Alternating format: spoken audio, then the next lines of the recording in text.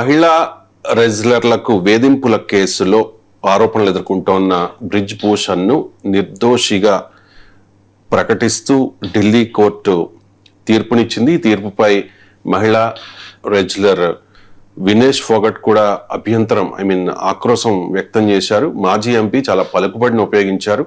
ప్రభుత్వము, యంత్రాంగము, వ్యవస్థ మొత్తం అంతా కూడా బ్రిజ్ భూషణ్ రక్షణకు పూనుకున్నాయి. తీర్పుపై పైకోర్టుకు వెళతానంటూ కూడా వినేష్ ఫోగట్ ప్రకటించారు. సార్, ఆరోపణలకు ఆధారాలు లేవు కాబట్టి బ్రిజ్ భూషణ్ నిర్దోషి అనేది న్యాయస్థానం తీర్పు. సార్, మీ కామెంట్. ఇది న్యాయస్థాన తీర్పులో మొదటి మెట్టు.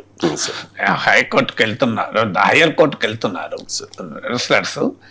సమస్య ఏంటంటే, నాకు గుర్తు శ్రీనారాయణ రెడ్డి చాలా కాలం క్రితం మాట అన్నారు, చట్టం డబ్బున్న వారి చుట్టం, న్యాయం డబ్బున్న వారి నేస్తమని.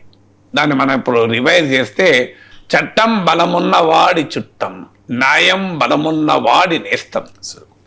సో న్యాయం, కోర్టు తీర్పు అంటే మన కోర్టును తప్పుపట్టాల్సిన అవసరం లేదు. కోర్టుకు మీకు ప్రూఫ్స్ కావాలంతే. మీకు ఎవిడెన్స్ ఎవరు చూపెట్టాలి? కోర్టు ఇన్వెస్టిగేట్ చేయదు. మన దేశంలో చాలా మందికి ఒక అవగాహన ఉండాల్సిన అంశం ఏంటంటే, కోర్టుల తీర్పుల్ని మనము ఏ కాంటెక్స్ట్లో చూడాలి.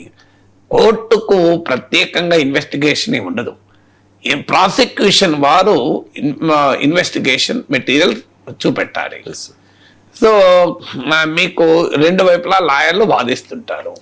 సమస్య ఏంటి? ఎవిడెన్స్ గనక అందులో సెక్షువల్ హరాస్మెంట్ అనే దానికి మీకు అంత సులభంగా ఎవిడెన్స్లు దొరకడం కూడా కష్టం. మీకు అందులో బలం ఉన్నవాడు చాలా కాలం నరేంద్ర మోడీ ప్రభుత్వము కాపాడింది. దాంతో ఆయన wrestler federation of India chief నుంచి తొలగించడానికి ప్రభుత్వం ఒప్పుకోలేదు చాలా రోజులు. దాంతో హాయిగా ఆయన సాక్ష్యాధారాలని కూడా ట్యాంపర్ చేస్తానికి స్కోప్ వచ్చింది. సో అందువల్ల మీకు ఈ ప్రాసెస్ మొత్తం ఎంత భయంకరంగా జరిగిందో మన కళ్ళ ముందు చూశాము.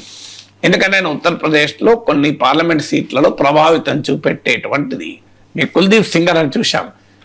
మీకు ఒక అమ్మాయి అత్యాచార కేసులో బీజేపీ ఎమ్మెల్యే జైలు కూడా వెళ్ళాడు.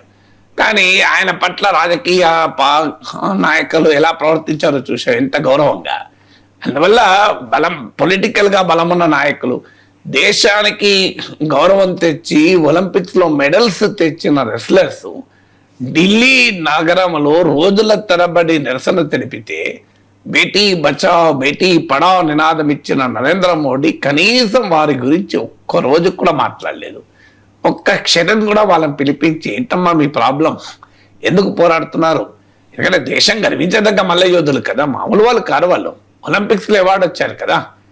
అదే ఒలింపిక్ అవార్డు వస్తే ఫోటో పక్క పెట్టుకొని ఫోటో దిగి మీకు దానికి బ్రాండింగ్, పబ్లిసిటీ మామూలుగా ఉండదు నాయకులు. మరి ఇప్పుడు ఎందుకు మాట్లాడలేదు?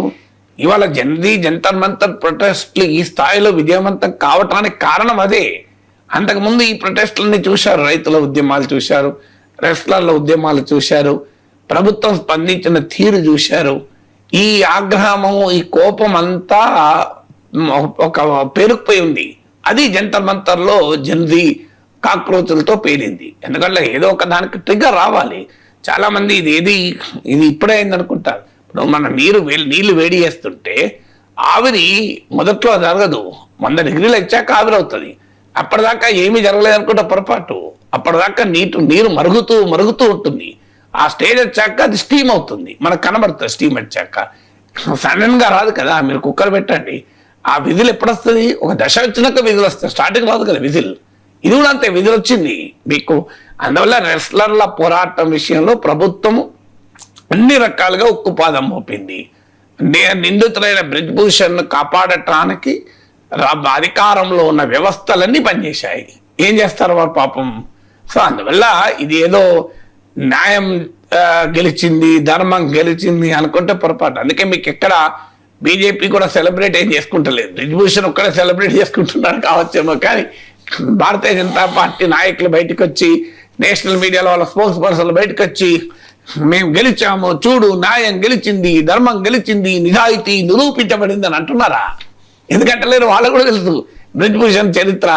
సో అందువల్ల ఏం చేస్తాం మనం, దేశంలో న్యాయ ప్రక్రియ పైన ప్రజల విశ్వాసం పోవడానికి ఇలాంటి తీర్పులు ఉపయోగపడతాయి.